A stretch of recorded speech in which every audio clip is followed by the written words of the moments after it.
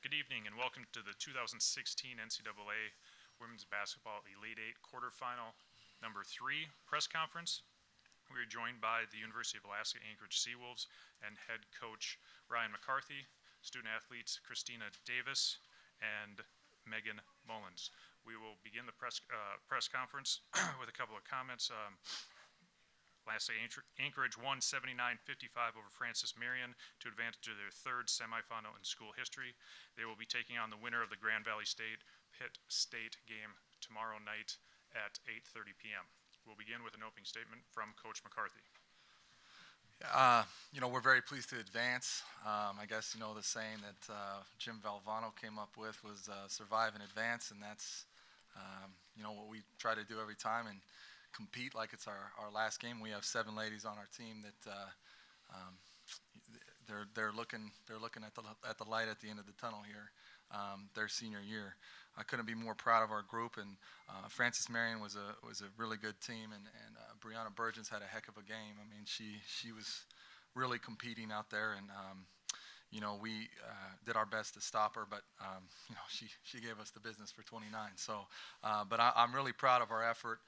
Defensively, I thought we did a pretty good job of making them shoot from the perimeter and keeping them out of getting paint touches.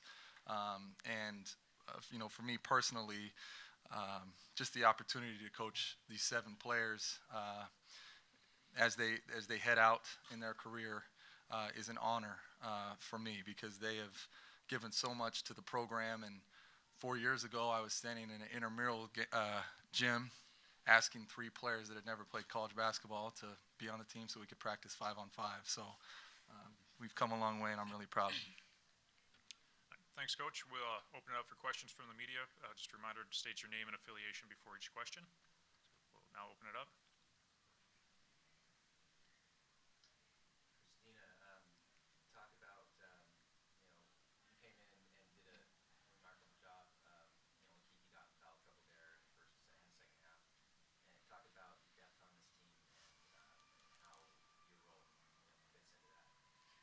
Kiki prepares me every day in practice in case something like that happens. As for all the starters preparing, we call ourselves the reinforcements because we come off and we give them a breather. We do whatever we need to do to make sure we have our sisters back, and that's the way we look at it. Jordan Rodenberger, the Northern Light. This is for Coach. You guys allowed 17 offensive rebounds today. What's your guys' plan tomorrow to try to lower that number? I just pray that we get them.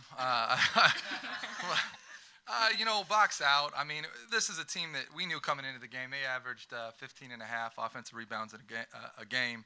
And they have a unique lineup because they go undersized at the 4s. So, typically you got some big bodies down there, and they're just trying to outmuscle each other. And, they're crashing in from the perimeter. So it's a unique look that's honestly, it's hard to prepare for, even for us when we do go small. And, we play a zone, and that's something that we know our goal is to give up 10 or less. Most teams, they say 10, holy smokes. But, I think 10 or less for us, for our style, I think that's good. And I hear a lot of people say, it's our game and women's basketball. James Naismith invented the game for both sexes, and these girls are ballers. And so I think that, we just got to show up and play hard and compete and do the things we practice every day.